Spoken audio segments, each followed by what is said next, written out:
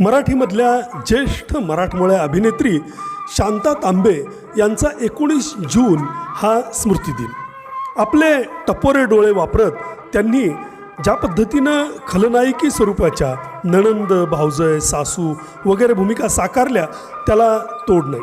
दादांच्या आंधळा मारतो डोळामधली दादांची कपटी कारस्थानी मामी सर्वांना आठवत असेलच. याच पद्धतीच्या कितीतरी भूमिका शांता तांबे यांनी अजरामर केल्या. एक गाव 12 भानगडी सर्वांना लक्षात असेलच. भालजी पेंढारकर, दिनकर पाटील, अनंत माने अशा दिग्गजांबरोबर त्यांनी त्यांच्या बहारदार चित्रपटांमध्ये काम केलं.